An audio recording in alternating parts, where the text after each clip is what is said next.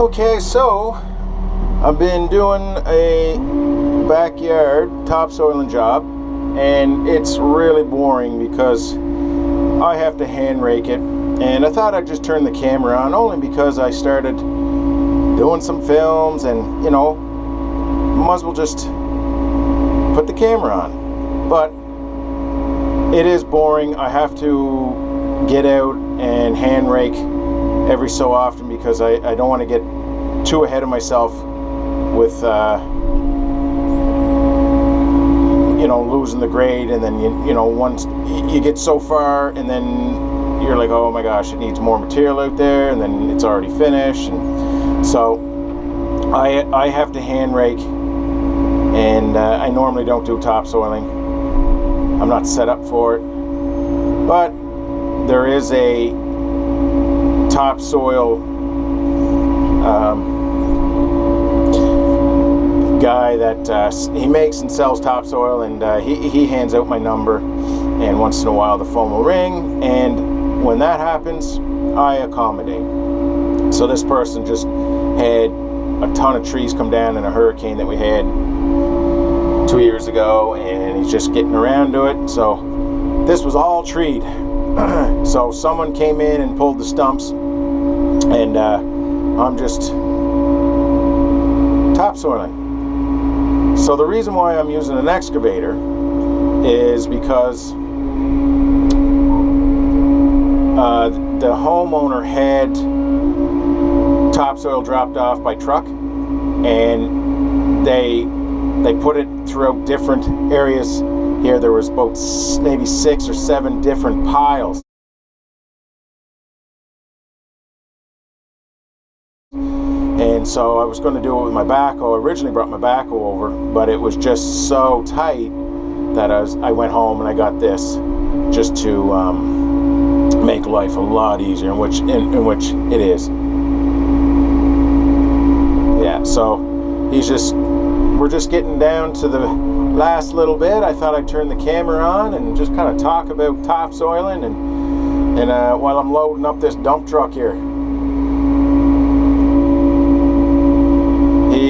He had so many trees come down that he's just going to take whatever leftover dirt we have here and just go do a little spot filling around his front yard and that. And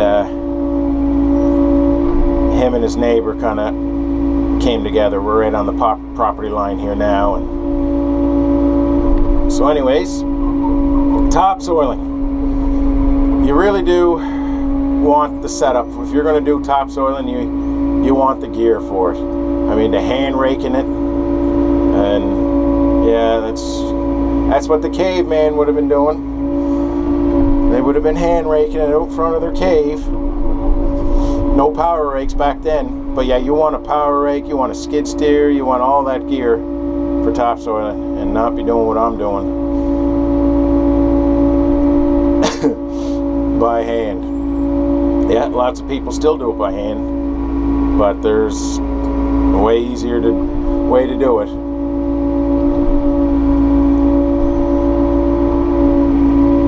So I'm just trying to scrape up a little bit just for his trailer, and then I'm going to try and lose the rest of it right where I'm at. Cover my tracks up as I'm going out behind me to the driveway.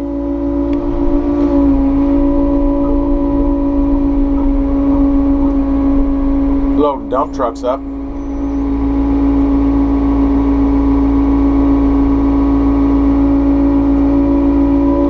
Oh, that's a big load. you won't even be able to pick that up to dump it off the back. That's funny. Okay, now I got just this little bit to finish, and then I'm going to put on my lawn roller. I brought my lawn roller, which is just to my left, and I'm gonna rake all this out, get it good, and then we're gonna roll it, and that'll show all the imperfections.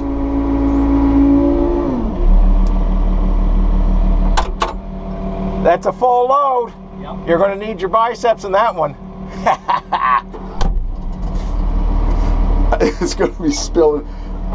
Oh, Tom, just wait. Just so it's not spilling out. I accidentally forgot how deep it. Like that's a little too much. There. Just so it's not going all over his driveway when you're driving up. Sure. There.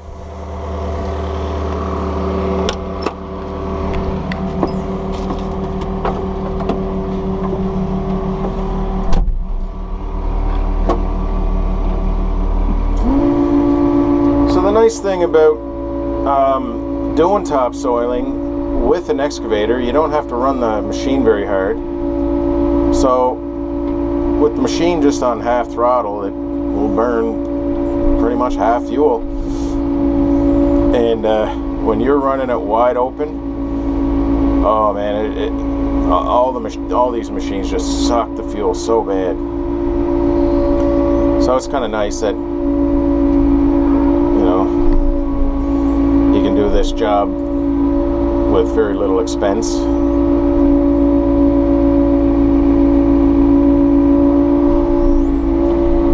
So I'm gonna have to rake that out to create a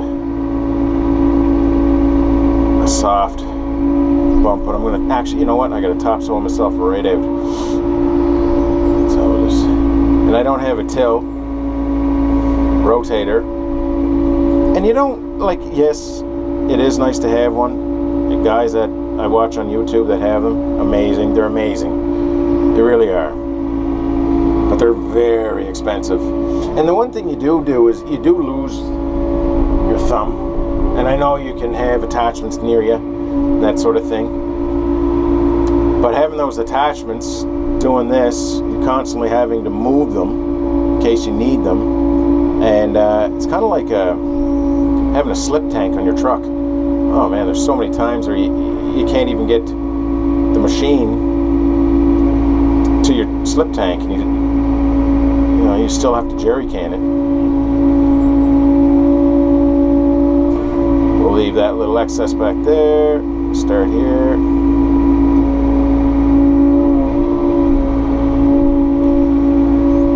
So I started this job yesterday at noon. I come over in the morning and looked at it, and I had my backhoe. Oh yeah, and I moved that shed. There's a shed behind that tree. Well, it was right over there. So I brought my backhoe, not knowing I had to move a shed. And he's like, oh, by the way, do you think we can move the shed? And I said, well, I would need to get a set of forks. So anyways, I went home to get a set of forks. And when I got home, I was just thinking about the piles and the tight access, and using a front end loader on a backhoe, it's far from accurate. I was like, I'm going to take the excavator. So I brought this machine to make life easier. And yes, I am so glad I brought this machine.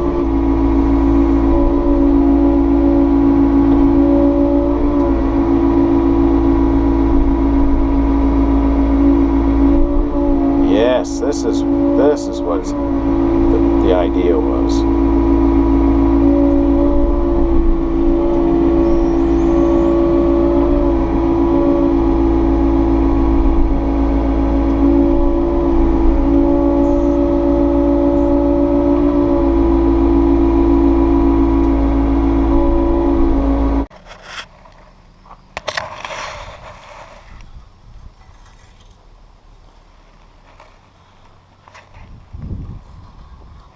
Okay, all finished. Get it all seeded, had it rolled, raked it. Homeowner's going to put the water to it tonight.